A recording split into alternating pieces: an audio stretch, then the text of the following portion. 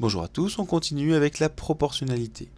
Il faut faire attention, car selon le tableau de proportionnalité, on ne peut pas forcément déterminer facilement le coefficient de proportionnalité. On a vu précédemment que pour déterminer le coefficient de proportionnalité, on divisait le nombre de la deuxième ligne par celui de la première. Mais parfois, comme ici, j'ai 7 en deuxième ligne, 3 en première ligne, 14 et 6. Si je fais 7 divisé par 3, je suis embêté. Je ne sais pas quelle valeur ça va donner. Si je pose la division 7 divisé par 3, j'obtiens un nombre infini après la virgule. Ainsi, il ne faut pas perdre de vue que les fractions sont des nombres et que le coefficient de proportionnalité peut être un nombre sous forme fractionnaire. Ici, 7 tiers est mon coefficient de proportionnalité. On peut vérifier que ce tableau représente bien une situation de proportionnalité avec comme coefficient de proportionnalité 7 tiers. Pour passer de 3 à 7, on ferait 3 fois 7 tiers. 3 fois 7 tiers, ça fait bien 7. 6 fois 7 tiers, 6 fois 7, 42, divisé par 3, 14. On obtient bien 14. Enfin, 18 et 42, 18 fois 7 tiers, 18 fois 7, 126, divisé par 3, 42. Ce tableau était donc bien un tableau de proportionnalité.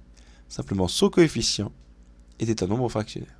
C'est pourquoi, dans ce genre de situation, si on a un tableau à compléter, il va être plus efficace d'utiliser une autre méthode de complétion que celle utilisant le coefficient de proportionnalité.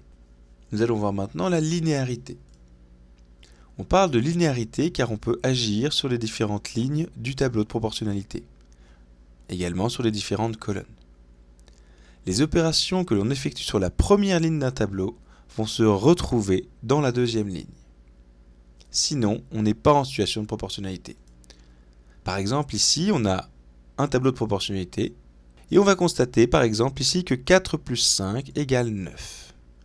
Si cette situation est bien proportionnelle, en face, on va avoir 12 plus 15 qui donneront 27. Si on ramène ça à la réalité et qu'on prend par exemple des sacs de pommes, on aurait ici 4 kg de pommes, un sac avec 4 kg de pommes qui nous coûterait 12 euros. Puis un autre sac avec 5 kg de pommes qui nous coûterait 15 euros.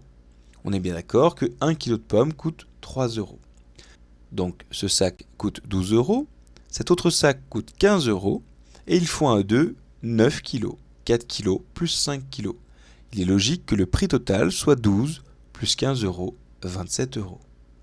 Donc en situation de proportionnalité, on peut additionner les colonnes entre elles. Les nombres de la première ligne s'additionnent pour en donner un troisième, et bien les nombres de la deuxième ligne vont s'additionner pour donner la correspondance sur la deuxième ligne. De la même façon, on peut soustraire 9 moins 5 égale 4, 27 moins 15 égale 12. Autre opération que l'on peut effectuer, c'est multiplier par un nombre. Comme en réalité, si j'ai 9 kg de pommes à 27 euros, et bien si je double mon nombre de pommes, et que je prends 2 sacs de 9 kg, je vais payer 2 fois plus cher.